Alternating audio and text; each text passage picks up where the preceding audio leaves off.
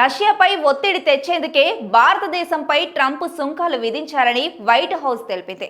Ukraine, Russia మధ్య శాంతి ఒప్పందం చేసేందుకు పుతిన్పై ఒత్తిడి తెచ్చేందుకు భారత్పై ట్రంప్ సుంకాలు విధించాల్సి వచ్చిందని US white house press secretary Karoline Leavitt పేర్కొన్నారు. ఉక్రెయిన్తో యుద్ధం చేస్తున్న రష్యాను నిలువరించేందుకు అమెరికా అధ్యక్షుడు డొనాల్డ్ ట్రంప్ భారత్పై భారీ సుంకాలను విధించినట్టు ఆమె వెల్లడించారు. రష్యాపై పరోక్షంగా ఒత్తిడి పెంచే వ్యూహంలో భాగంగానే ఈ నిర్ణయం తీసుకున్నట్లు స్పష్టం చేసింది. ఈ చర్య ద్వారా మాస్కోను దౌత్యపరంగా కట్టడి చేయాలన్నది ట్రంప్ యంత్రాంగం ఆలోచనగా తెలుస్తోంది. మంగళవారం వైట్ హౌస్లో జరిగిన మీడియా సమావేశంలో ప్రెస్ సెక్రటరీ కరోలిన్ లీవిట్ ఈ వివరాలను తెలిపారు.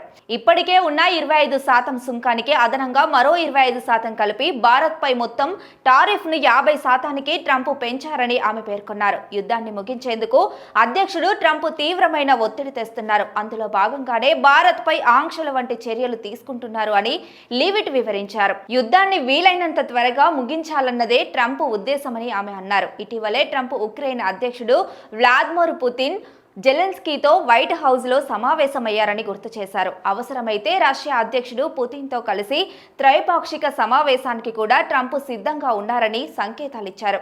ట్రంప్ శాంతి ప్రయత్నాలకు యూరోపియన్ దేశాల నుంచి మంచి స్పందన వస్తుందని లీవిట్ తెలిపారు. పుతిన్తో ట్రంప్ సమావేశమైన 48 గంటల్లోనే యూరోపియన్ నేతలందరూ అమెరికాకు వచ్చి ఆయన్ను కలవడం దీనికి నిదర్శనమని చెప్పారు. ఒకవేళ ట్రంప్ అధ్యక్షుడిగా ఉండుంటే ఈ యుద్ధం మొదలయ్యేది కాదని పుతిన్ అన్నమాట వాస్తవమేనా అని విలేకరులు ప్రశ్నించగా, అది నిజమే, ఆ విషయాన్ని పుతిన్ స్వయంగా చెప్పారు అని లీవిట్ సమాధానమిచ్చారు. శాశ్వత శాంతి స్థాపనే లక్ష్యంగా ట్రంప్ మిత్రపక్షాలు, నాటో దేశాలతో చర్చిస్తున్నారని, ఈ యుద్ధాన్ని ముగించేందుకు ఆయన ఎంతో సమయం, శక్తిని వెచ్చిస్తున్నారని లీవిట్ తెలిపారు.